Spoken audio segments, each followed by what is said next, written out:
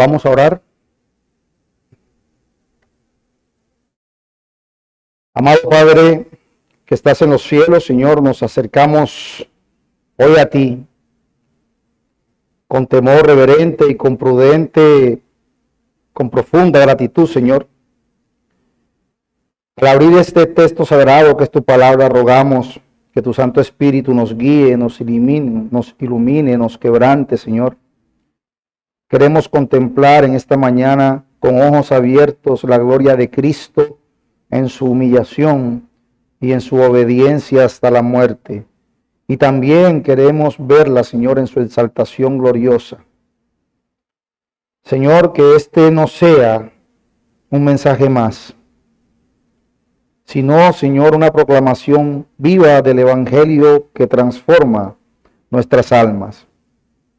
Haz que cada palabra predicada hoy, Señor, nos lleve a amar más a tu Hijo, a confiar más en su obra perfecta y a redimirnos más profundamente, rendirnos más profundamente a su señorío. Quita toda distracción, todo orgullo y toda frialdad de nuestros corazones, oh Señor. Danos hambre de ti, sed de tu verdad y gozo en tu salvación. Nos postramos ante ti, Señor, y te pedimos, habla, oh Señor, porque tus siervos escuchan. En el nombre del glorioso Cristo, que es nuestro Señor, Salvador y Rey. Amén y amén. Bueno, mis amados hermanos, yo les invito a que vaya conmigo a Filipenses, carta del apóstol Pablo a los Filipenses, capítulo 2, versículos del 5 al 11. Hoy tendremos un sermón de transición, donde meditaremos en la humillación y la exaltación de nuestro Señor Jesucristo hoy, domingo de resurrección. Quiero que, si lo encontró, por favor, se coloque sobre sus pies y reverenciemos la palabra de nuestro buen Dios. Filipenses capítulo 2, versículos del 5 al 11. Leo para ustedes la bendita y preciosa palabra de Dios. Haya pues en vosotros este sentir que hubo también en Cristo Jesús, el cual, siendo en forma de Dios, no estimó el ser igual a Dios como cosa a que aferrarse, sino que se despojó a sí mismo, tomando forma de siervo, hecho semejante a los hombres, y estando en la condición de hombre, se humilló a sí mismo, haciéndose obediente hasta la muerte y muerte de cruz. Por lo cual Dios también le exaltó hasta lo sumo y le dio un nombre que es sobre todo nombre, para que en el nombre de Jesús se doble toda rodilla de los que están en los cielos y en la tierra y debajo de la tierra, y toda lengua confiese que Jesucristo es el Señor, para gloria de Dios Padre. Puede tomar asiento, hermanos. Amén. La historia más gloriosa jamás contada, hermanos, no comenzó en una cuna ni terminó en una tumba. Comenzó en la eternidad, comenzó en el seno del Padre y por supuesto va a culminar y culmina con la exaltación de Cristo como Señor de todo. En el centro del Evangelio, la pasión y la resurrección de nuestro Señor no son simplemente eventos históricos, sino que son realidades espirituales que revelan el carácter de Dios. ¿Y por qué revelan el carácter de Dios? Porque allí vemos muchos de sus atributos gloriosos, pero también revela el estado del hombre y la grandeza de la redención de nuestro Señor Jesucristo. Este pasaje que acabamos de leer en Filipenses, capítulo 2, del 5 al 11, es un pasaje, hermanos, donde el apóstol Pablo nos lleva desde la majestad celestial de nuestro Señor Jesucristo a la profunda humillación y el profundo sufrimiento que tuvo que vivir por nosotros. Pero no muere ahí, sino que también nos muestra la exaltación gloriosa al trono de la gloria. Así que espero en el Señor, le ruego en mi oración, que podamos hoy vivir ese camino de la humillación a la exaltación. Nuestro sermón en la mañana de hoy lo he titulado El camino de la humillación a la gloria, y lo vamos a dividir, o lo vamos a exponer más bien, en 3 encabezados. Voy a empezar con el primero de ellos, versículos del 5 al 7, la humillación voluntaria del Hijo de Dios. Quiero que lea conmigo nuevamente. Haya pues en vosotros este sentir que hubo también en Cristo Jesús, el cual siendo en forma de Dios, no estimó el ser igual a Dios como cosa a que aferrarse, sino que se despojó a sí mismo, tomando forma de siervo, hecho semejante a los hombres. Inmediatamente nosotros leemos esto, vemos que se abre una ventana a los pensamientos eternos del Hijo de Dios en su antes de su encarnación. Porque el texto que el apóstol Pablo utiliza allí subraya que Cristo existía desde la eternidad en forma de Dios, es decir, poseía la misma esencia, gloria y naturaleza divina desde la eternidad. Así que no se trata, como muchos tristemente lo han interpretado, de una apariencia ni un estatus otorgado, sino de su identidad eterna como el Verbo que estaba con Dios y que era Dios, como lo enseña el apóstol Juan en su Evangelio, en el capítulo 1, versículo 1. Por lo tanto, el pasaje no dice en ninguna manera que Cristo dejó de ser Dios, sino que no demostró su igualdad con Dios como algo a lo cual aferrarse. Es decir, no se aferró el Señor, que es Dios, a sus derechos divinos como a un privilegio que debía proteger para su propio beneficio. No. Al contrario, el Señor voluntariamente renunció al uso independiente de esos atributos y se sujetó a la voluntad del Padre. Dice el apóstol Juan en su Evangelio, en el capítulo 5, versículo 19, respondió entonces Jesús y le dijo, de cierto os digo, no puede el Hijo hacer nada por sí mismo, sino lo ve hacer al Padre, porque todo lo que el Padre hace, también lo hace el Hijo igualmente. Juan, capítulo 6, versículo 38, dice el Señor, porque he descendido del cielo no para hacer mi voluntad, sino la voluntad del que me envió. Noten cómo se sujeta voluntariamente al Padre. De manera, hermanos, que cuando hablamos de la humillación de Cristo, tenemos que hablar de que esa humillación no consistió en perder algo de su deidad, no, sino velarla bajo la carne, bajo la humanidad en la cual Él voluntariamente quiso encarnarse para venir a salvarnos. El esplendor de la gloria de Cristo, hermanos, el esplendor del Verbo eterno fue cubierto por carne. La majestad de la segunda persona de la Trinidad se vistió de mortalidad. Y eso es algo grandioso, porque el Señor no tenía ninguna obligación de hacerlo. Ese efecto, ese acto voluntario es lo que lo hace aún más glorioso, porque Él no estaba obligado a encarnarse. Nadie lo obligó, nadie lo forzó. Fue de su iniciativa en obediencia al plan eterno de redención. Así que desde la eternidad, el Hijo se ofreció para venir a este mundo en un tiempo señalado. Nació bajo mujer, nació bajo la ley, como lo dice claramente el apóstol Pablo cuando le escribe a los Gálatas en el capítulo 4, versículo 4. Pero cuando vino el cumplimiento del tiempo, Dios envió a su Hijo nacido de mujer y nacido bajo la ley. Así que eso debe estar siempre retumbando en nuestras mentes.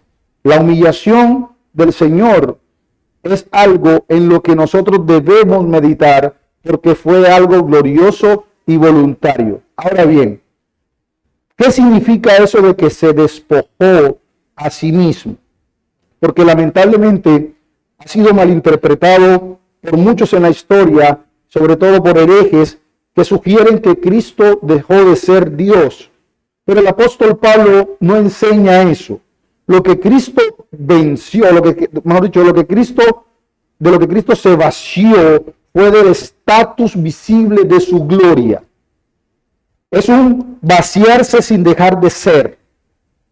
El ejercicio independiente de su poder y del reconocimiento celestial fue eso que él se despojó. En cambio, ¿qué hizo? El Señor asumió una vida de pobreza, una vida de limitaciones, una vida en el anonimato. Hermanos, imagínense, el creador del universo se hizo carpintero. El Señor de la gloria se sometió a padres humanos.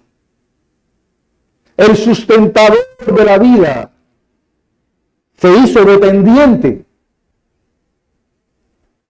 Si dimensionamos eso,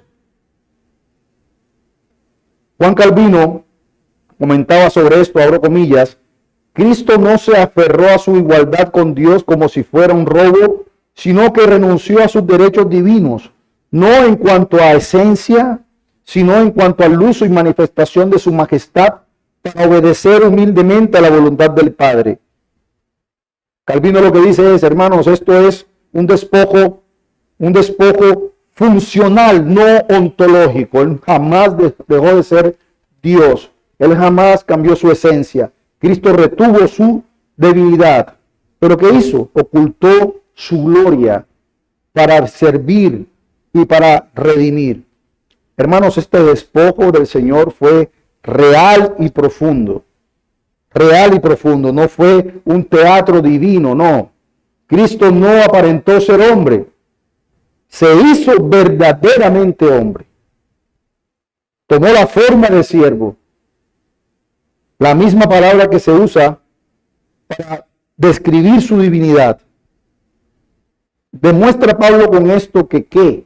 Demuestra que él vino no como un rey terrestre, sino como un esclavo dispuesto a servir, dispuesto a lavar los pies, dispuesto a cargar con nuestras enfermedades. El Rey de la Gloria. Muchos piensan erróneamente que la pasión de nuestro Señor Jesucristo comenzó en Getsemaní o en la cruz. No. Bíblicamente la pasión comenzó en Belén, en ese pesebre. El Hijo Eterno entrando en el tiempo, naciendo en la pobreza, siendo rechazado, siendo burlado, siendo calumniado, siendo tentado por Satanás, sufriendo de todas las limitaciones humanas sin pecado. Eso fue lo que vino a hacer nuestro Señor. Y la humillación de nuestro Señor fue progresiva, desde ese pesebre en Belén hasta la cruz del Calvario en Jerusalén. Hermanos, cada paso que dio nuestro Señor Jesucristo en esta tierra siempre fue en obediencia perfecta al Padre. Cada paso fue una expresión de amor. En el desierto, siendo tentado por Satanás, pasando hambre, siendo tentado en todo, pero venciendo la tentación por nosotros. En el camino de Galilea, llevando buenas nuevas a los pobres. En Getsemaní, sudando gotas como de sangre por nuestra culpa.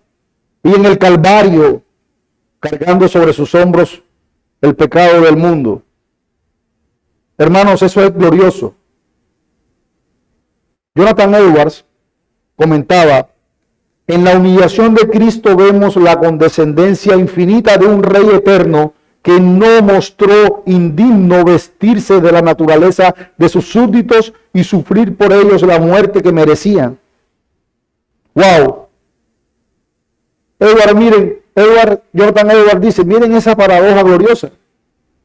El Rey de gloria tomó el lugar del súbdito, del siervo. Y sin lugar a dudas ese pasaje nos lleva a imitar el sentir de Cristo. Ese sentir que habla el apóstol Pablo en el versículo 5, haya en vosotros pues ese sentir que hubo en Cristo Jesús. ¿Qué sentir? A no aferrarse a sus derechos o a su reputación. Y eso es lo que el Señor nos llama a imitarlo hoy. A no aferrarnos a nuestros derechos o a nuestra reputación, sino a vivir para servir, para amar, para obedecer al Padre. Aún, hermanos, cuando esto implique dolor, cuando esto implique pérdida.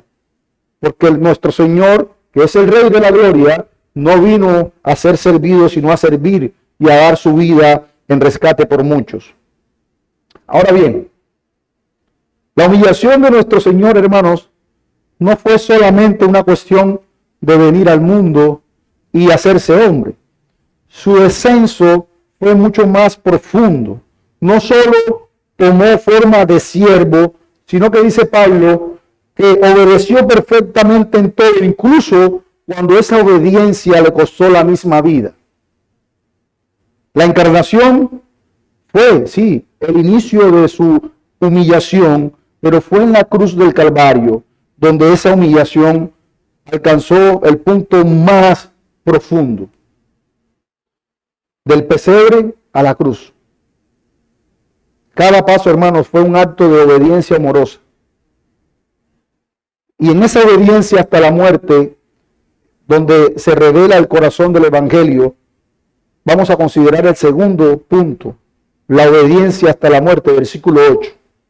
Dice Pablo, y estando en la condición de hombre, se humilló a sí mismo, haciéndose obediente hasta la muerte, y no cualquier muerte, muerte de cruz. Pasa mucho que hay momentos en la historia donde la eternidad parece centrarse en un solo punto. Y eso pasa cuando hablamos del Calvario. Sin lugar a duda. Allí, sobre esa colina, donde eran crucificados los peores criminales del Imperio Romano, en esa colina, hermanos, se reveló el amor más profundo que ningún ser humano puede jamás ver. En esa colina donde eran castigados los delincuentes más perversos, en esa colina el Señor reveló la justicia más santa y la obediencia más perfecta jamás conocida por los hombres. Cristo se hizo obediente hasta la muerte y muerte de cruz. Y debo resaltar, hermanos, que esta obediencia no fue una obediencia mecánica, no fue una obediencia forzada, fue una obediencia libre, fue una obediencia voluntaria, amorosa. Jesús no murió porque fue vencido o porque lo derrotaron, sino porque Él decidió cumplir hasta el último detalle de la voluntad del Padre, como lo expresa en el huerto del Edén. No se haga mi voluntad, Señor, sino la tuya. Hermanos, la obediencia de nuestro Señor Jesucristo fue el camino trazado, increíble desde la eternidad, para que la redención de pecadores como tú y como yo pudiera ser posible. Los teólogos reformados han reconocido que esta obediencia tiene dos dimensiones completamente distintas: la obediencia activa y la obediencia pasiva. ¿Qué es eso de la obediencia activa y la obediencia pasiva de nuestro Señor Jesucristo? Cuando hablamos de la obediencia activa, se refiere a que nuestro Señor Jesucristo vivió una vida sin pecado. Él activamente vivió una vida sin pecado. Jesús guardó perfectamente toda la ley de Dios, no solo en obras. La guardó en pensamiento, en palabra, en todo. En cada momento amó al Padre con todo su ser y amó a su prójimo como a sí mismo. En todo momento, cada segundo de su vida. Él es el verdadero Israel. Él es el verdadero siervo fiel que cumplió toda justicia. Eso es su obediencia activa. El Señor perfecto. Ahora bien, ¿Qué es entonces la obediencia pasiva? La obediencia pasiva se refiere a ese sufrimiento que nuestro Señor Jesucristo vivió y a esa muerte que vivió por los que iba a salvar. Cristo no solo vivió en obediencia, sino que sufrió en obediencia, llevando la maldición de la ley sobre sí. Él de manera pasiva recibió el castigo, toda la ira de Dios en nuestro lugar. No hizo nada, él allí se quedó recibiendo todo el castigo que nosotros debíamos recibir. De una manera pasiva lo soportó. Él fue hecho pecado por nosotros. Dice el apóstol Pablo en 2 Corintios capítulo 5 versículo 21, al que no conoció pecado, por nosotros lo hizo pecado, para que nosotros fuésemos hechos justicia de Dios en él. El Señor soportó la ira santa de Dios por nosotros. Así que ambas obediencias, tanto la activa como la pasiva, son obediencias inseparables y son obediencias esenciales. ¿Por qué, hermanos? Porque si Cristo solo hubiera muerto por nuestros pecados, ¿qué pasaría? Hubiésemos quedado solo perdonados, pero jamás justificados. Esto es importante que lo entendamos. Eso es importante. Si el Señor solo hubiese muerto en la cruz para limpiarnos de todo pecado, hubiésemos solo quedado perdonados, pero no hay justicia en nosotros para que pudiéramos ser justificados ante Dios. Por eso, en su obediencia altiva, esa justicia perfecta que Él ganó, puede Él entonces imputarla a todos aquellos que creen en Él por medio de la fe. Y entonces sí, con esa justicia imputada, el Padre sacia su estándar de santidad. No es la justicia tuya ni la mía. Por eso todas, absolutamente todas nuestras mejores obras son trapos de inmundicia.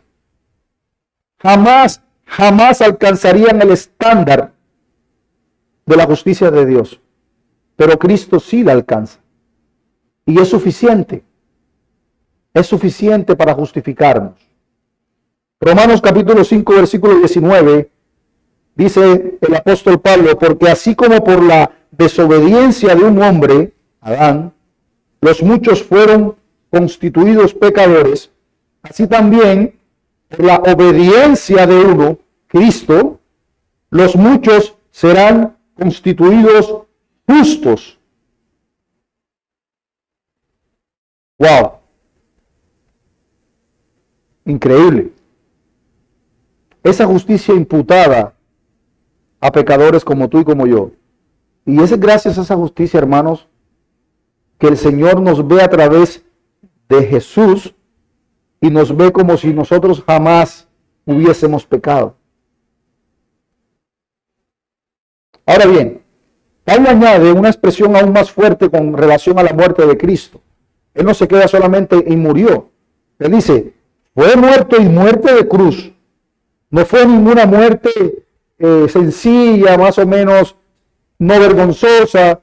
Fue la más vil, la más vergonzosa de las muertes. Porque la cruz, hermanos, era un símbolo de vergüenza pública. De hecho, era un símbolo de maldición. El Señor había dicho en Deuteronomio capítulo 21, versículo 23, maldito todo aquel que es colgado en un madero. Así que morir de cruz no solo era vergonzoso públicamente, sino que se hacía maldito todo aquel que moría colgado en esa cruz. El justo murió como maldito para que los malditos fueran hechos justos. Como dice Pedro en su primera carta, en el capítulo 3, versículo 18, porque también Cristo padeció una sola vez por los pecados, el justo por los injustos, para llevarnos a Dios. Y eso nos recuerda que Cristo, hermanos, no murió como mártir. sino como sustituto. No murió como un mártir, sino como sustituto. No fue simplemente un inocente que fue ajusticiado injustamente. No, hermanos, eso es victimizar al Señor. Él murió como un sustituto. Fue un cordero voluntario entregado por el Padre.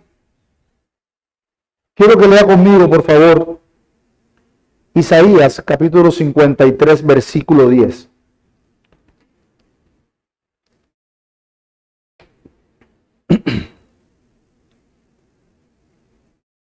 Isaías capítulo 53, versículo 10.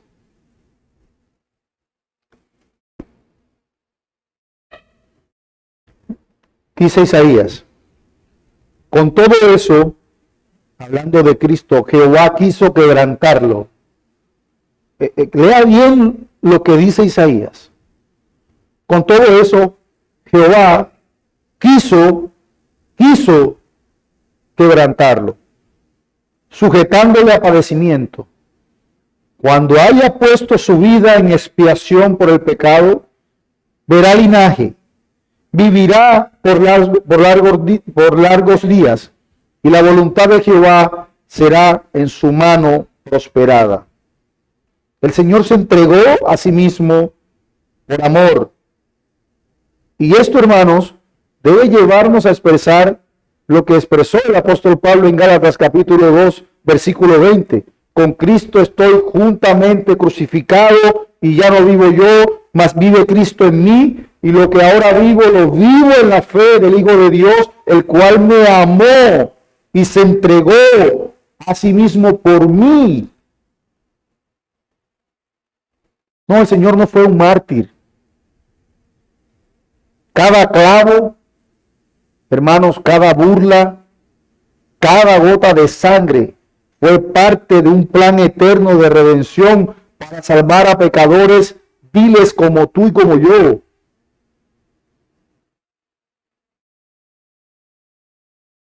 No solamente fue el producto de la crueldad humana, porque ellos, los que crucificaron a Jesús, son culpables al igual que nosotros, porque si hubiésemos estado allí, hermanos, créanme que estuviéramos gritando, crucifíquenle. No fue solo el producto de la crueldad humana, sino el cumplimiento del decreto divino. Herido fue por nuestras rebeliones, molido por nuestros pecados. Cuando nuestro Señor Jesucristo exclamó en la cruz, consumado es, Él no gritó, fui vencido, fui derrotado, no. Sino que su victoria fue cumplida, como el sumo sacerdote que ha terminado el sacrificio y el Salvador que ha abierto el camino al Padre. El velo fue roto de una vez y para siempre.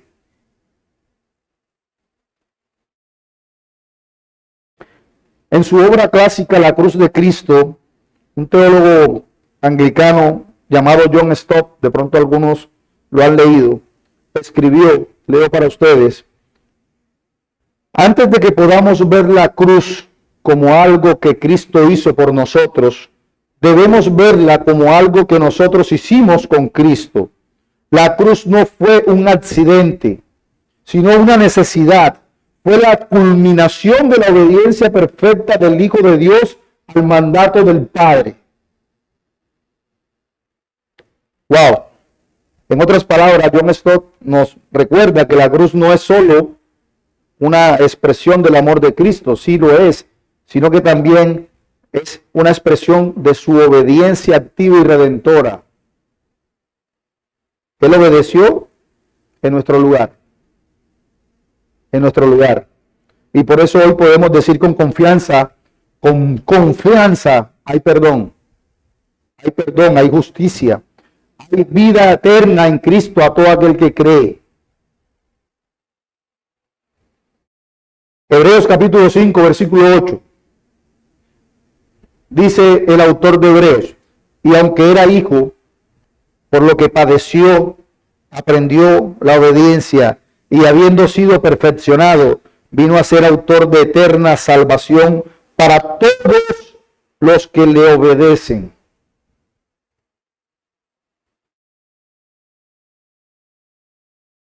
Hermanos, esta obediencia no fue por falta anterior, sino una obediencia manifestada plenamente a través del sufrimiento. Así que, hermanos, borre de su mente si alguna vez ha pensado que la muerte de Cristo fue un accidente trágico. No, sáquese eso de la cabeza. La muerte de Cristo fue una ofrenda que satisfizo las exigencias santas, justas del Dios eterno. Sáquese de su mente ese Cristo victimizado. Mire la ofrenda maravillosa que satisfizo plenamente la justicia divina para que usted y yo hoy podamos estar aquí dándole gloria, porque nos ha redimido en Cristo. Y esa obediencia de Cristo hasta la cruz, hermanos, es la base de nuestra salvación y es el modelo de nuestra vida cristiana. Él vivió lo que yo no viví. Así que cada vez que el legalismo se levante en nuestros corazones, recordemos, ya Jesús hizo lo suficiente. No necesitamos añadir absolutamente nada más.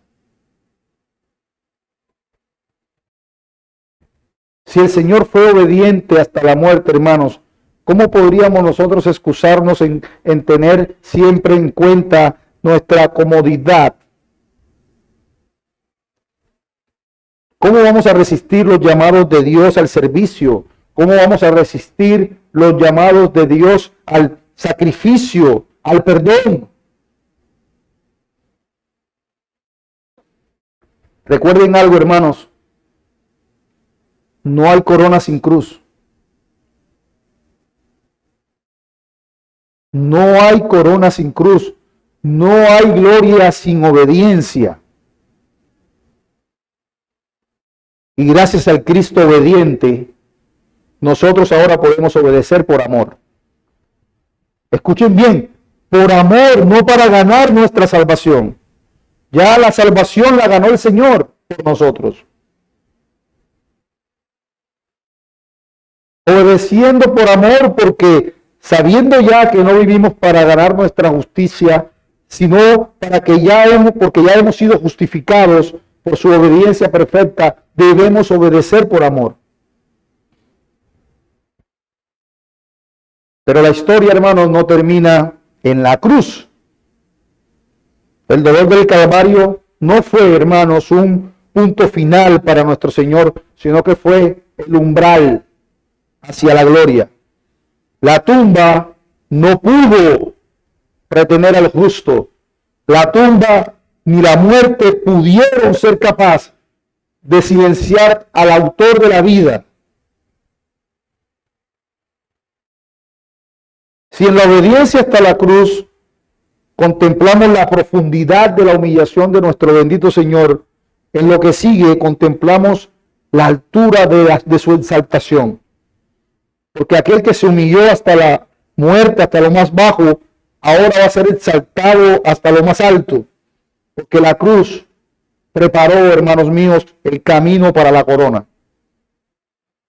Esa corona que algún día tiraremos a los pies porque nosotros no la ganamos. La ganó nuestro bendito y glorioso Salvador Jesucristo. El siervo sufriente es ahora el Señor resucitado, el Señor glorificado. Y eso nos lleva a considerar nuestro último punto del sermón. La exaltación gloriosa del Señor resucitado. Versículos 9 al 11. Dice el apóstol Pablo: por lo cual Dios también le exaltó hasta lo sumo y le dio un nombre que es sobre todo nombre, para que en el nombre de Jesús se doble toda rodilla y toda lengua confiese que Jesucristo es el Señor, para gloria de Dios Padre. La cruz no fue el final del camino. No fue el final del camino, sino fue el umbral de la gloria. Aquel que fue humillado hasta la muerte más vergonzosa no permaneció en el sepulcro. Esa tumba está vacía. Ese texto de Pablo nos revela que esa obediencia perfecta de Cristo fue seguida por una gloriosa exaltación, la resurrección, la ascensión, la entronización de las etapas gloriosas de la exaltación del Señor. Señor, que ahora, hoy, reina con autoridad y reina sobre todo lo creado, aún reina sobre todos aquellos que lo pisotean, aún reina sobre todos aquellos que le dan la espalda. El apóstol Pablo inicia ese tramo con un poderoso por lo cual. Y esa frase conecta obviamente directamente todo eso que vimos de la humillación voluntaria y la obediencia hasta la cruz con esa exaltación celestial. No se trata, hermanos, de una recompensa, y quiero que eso quede claro. No se trata de una recompensa como si Cristo hubiera carecido de gloria anteriormente, sino de una manifestación pública y universal que aquella gloria que veló voluntariamente durante su encarnación, ahora el Señor es exaltado. Y esa exaltación, hermanos, tiene múltiples dimensiones. Porque, por ejemplo, en primer lugar, el Padre levantó a Cristo de entre los muertos. Su resurrección, hermanos, testifica algo poderoso. ¿Qué? Que su sacrificio fue aceptado. Testifica que el pecado fue derrotado y que la muerte fue vencida. La tumba está vacía y con eso se confirma la victoria del Cordero. Cada vez que usted piense en la resurrección del Hijo de Dios, recuerde siempre que significa que el sacrificio fue acepto, fue grato ante los ojos de Dios. Recuerde que el pecado fue derrotado, que la muerte fue vencida.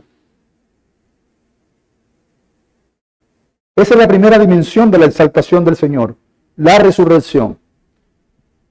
¿Cuántas personas hoy, domingo de resurrección, colocan memes y colocan foticos y la tumba está vacía?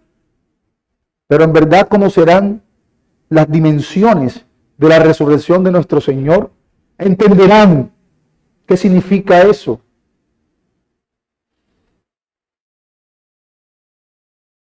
La segunda dimensión de la exaltación del Cordero es su ascensión. Porque después de 40 días de enseñar y confirmar su resurrección, Cristo ascendió al cielo. Su ascensión no fue solo, hermanos, un traslado geográfico, no, sino fue un acto de entronización real. El Señor, que nos conoce perfectamente y conoce que somos de dura cerviz y de corazones endurecidos, se le apareció a muchos durante 40 días. ¿Por qué haría el Señor algo así? Porque aún así, apareciéndose durante 40 días a multitudes, aún así hay quienes niegan que el Señor resucitó. Pero la ascensión es precisamente esa entronización real, diciendo: el Cordero de Dios que fue inmolado venció la muerte y ahora es exaltado, ascendiendo al trono de la gloria para reinar con autoridad sobre todo lo que existe. Y la tercera dimensión, por supuesto, es la exaltación al trono. Yo quiero que vaya conmigo, por favor, un momentico, a Efesios capítulo 1, versículos del 20 al 22. Efesios 1,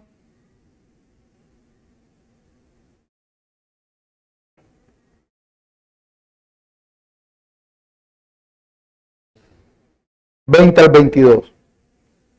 Dice el apóstol Pablo. Vamos a leer desde el 20. El cual operó en Cristo, hablando de la fuerza del Padre, resucitándole de los muertos y sentándole a su diestra en los lugares celestiales. ¿Sobre qué reina Cristo? Escuchen esto. Sobre todo principado y autoridad y poder y señorío y sobre todo nombre que se nombra, no solo en este siglo, sino también en el venidero. Y sometió todas las cosas bajo sus pies y lo dio por cabeza sobre todas las cosas a la iglesia, la cual es su cuerpo, la plenitud de aquel que todo lo llena en todo. Ese lugar de honor, ese lugar de autoridad, ese lugar de dominio absoluto, ese lugar de exaltación. Desde allí, hermanos, nuestro Señor intercede por nosotros, intercede por su pueblo. Desde ese lugar el Señor gobierna todas las cosas para el bien de su pueblo, para el bien de su iglesia. Y espera hasta que todos sus enemigos sean puestos por estrado de sus pies. El autor de Hebreos dice en Hebreos capítulo 10, versículo 12, pero Cristo, habiendo ofrecido una vez para siempre un solo sacrificio por los pecados, se ha sentado a la diestra de Dios, de ahí en adelante esperando hasta que sus enemigos sean puestos por estrado de sus pies. No crean todos aquellos que escupen, pisotean y niegan al Señor Jesucristo, que no recibirán su merecido. El Señor los pondrá por estrado de sus pies. Pero noten que el texto afirma que se le dio un nombre que es sobre todo nombre. Yo pregunto, ¿cuál es ese nombre? Algunos piensan que se refiere simplemente a Jesús, pero ese era el nombre de su humillación, Jesús. Aquí se habla del reconocimiento universal del Señor, del Kyrios que utiliza Pablo en ese texto,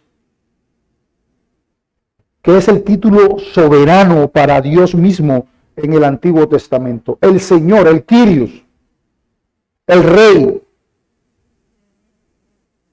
como lo dice el apóstol Pedro en Pentecostés. A este Jesús Dios le ha hecho Señor, Kyrios y Cristo. Es el Rey.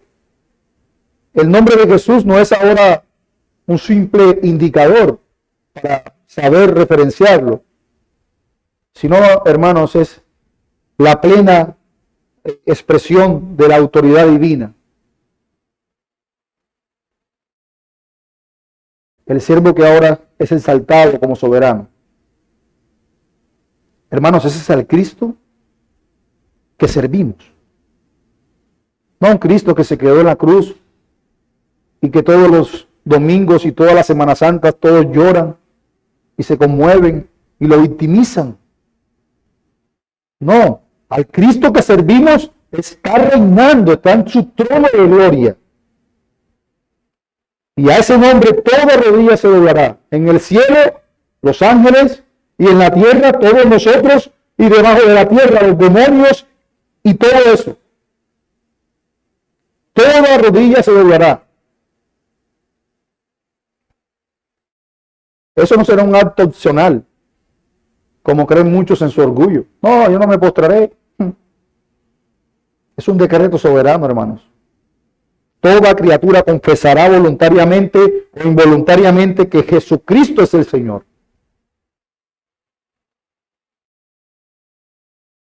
Algunos, por supuesto, con gozo redentor dirán eso. Otros con temor en el juicio.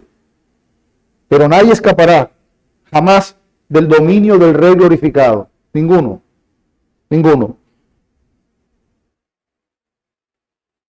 Isaías capítulo 45, versículo 23. Por mí mismo hice juramento, dice Isaías, que ante mí se doblará toda rodilla y jugará toda lengua. Ante mí se doblará toda rodilla y jurará toda lengua. Noten cómo Pablo toma, de hecho, esa profecía de Isaías y la aplica directamente a Cristo, confirmando su plena divinidad y su pleno señorío eterno. Me gusta mucho cómo Herman Baffin, en la Dogmática Reformada, escribe sobre esto. Leo para ustedes. La exaltación de Cristo no fue una restauración meramente personal, sino el inicio del nuevo orden cósmico. Su entronación es el amanecer de un reino que se extenderá hasta que todo sea renovado bajo su señorío.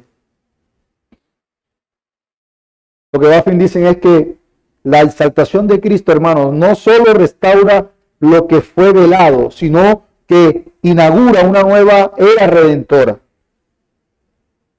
Una era redentora donde el Hijo reina hasta la consumación final, por los siglos de los siglos. Y yo pregunto, hermanos, ¿cómo estas gloriosas verdades no pueden transformar nuestra adoración? ¿Cómo estas gloriosas verdades no pueden transformar nuestro andar? ¿Cómo esta verdad tan maravillosa no nos puede llevar a movernos más en piedad, en amor, en misericordia hacia los demás? Incluso, ¿cómo estas gloriosas verdades no nos fortalecen en medio de las aflicciones, en medio de las tentaciones, en medio de las luchas? Si nosotros podemos recordar cuando estamos en medio de la aflicción que Cristo reina, y podemos meditar que toda rodilla se doblará delante de Él y que toda lengua confesará su nombre, hermanos, créanme que tendremos consuelo y fortaleza en el momento de la prueba, en el momento de la angustia. Y si es verdad, hoy vivimos entre la cruz y la corona, porque aún no hemos sido glorificados y tenemos un camino en el que debemos mortificar nuestro pecado, mortificar nuestra carne, pero pronto la fe se tornará en vista y el Rey regresará ya no en humillación, no, sino en gloria. Pero mientras tanto, hermanos, debemos proclamar su nombre, debemos postrarnos siempre ante su señorío, debemos vivir como súbditos del Rey del universo, el Rey de la gloria, el Rey exaltado. Porque el camino de Cristo, desde la humillación hasta la exaltación, no fue en vano. No fue en vano. Fue por ti. Fue por mí. Y como dice la profecía de Isaías, Él verá linaje. Fue por nosotros. No fue una demostración abstracta de amor, sino una hazaña aislada, ni tampoco fue una hazaña aislada de obediencia. Fue la manifestación correcta, precisa, del amor eterno de Dios, que fue aplicada en el tiempo, hermanos, en la historia, para redimirnos, para hacernos partícipes de su gracia, de su gloria. La pasión de Cristo nos limpia. ¿Por qué, hermanos? Porque en ella fue derramada su sangre para poder borrar todas nuestras culpas.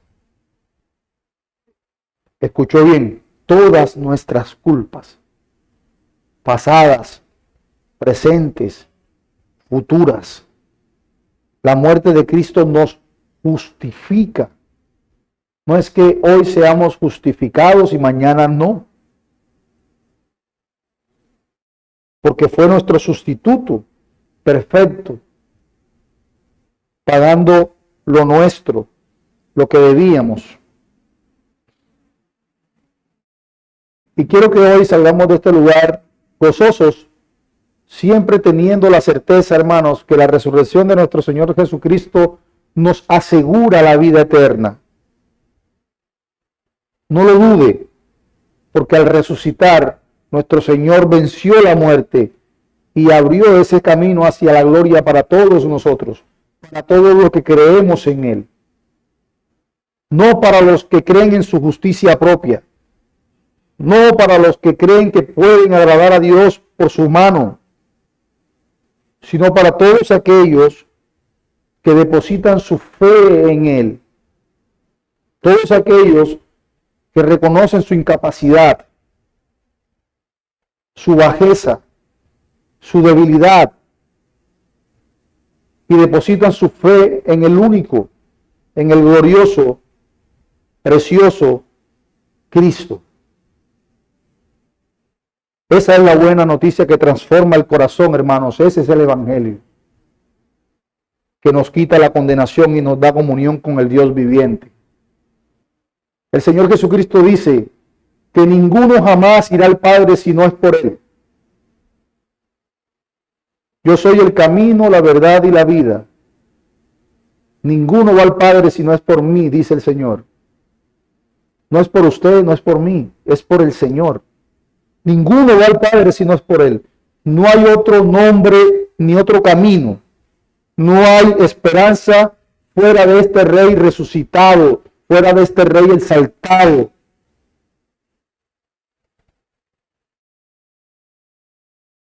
Pero no podemos simplemente mirar esta verdad lejos como simples espectadores. Por eso el apóstol Pablo nos llama y nos exhorta y nos dice: haya pues en vosotros este sentir que hubo en Cristo Jesús. Es decir, el mismo corazón que movió a Cristo a obedecer, a humillarse, a entregarse, debe ser el mismo sentir y tratar de deleitarnos en hacer las cosas para el Señor. ¿Cómo responder entonces?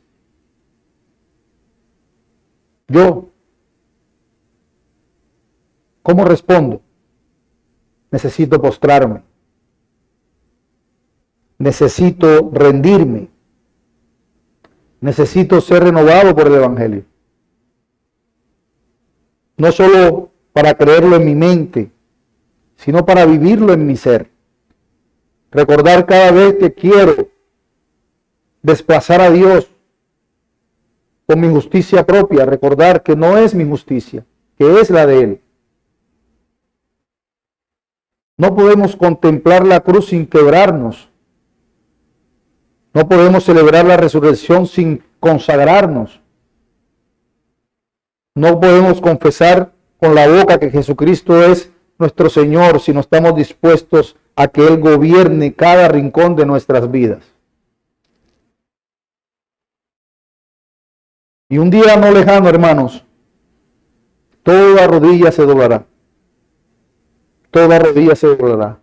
Reyes y mendigos, sabios e ignorantes, ángeles y demonios, todos confesarán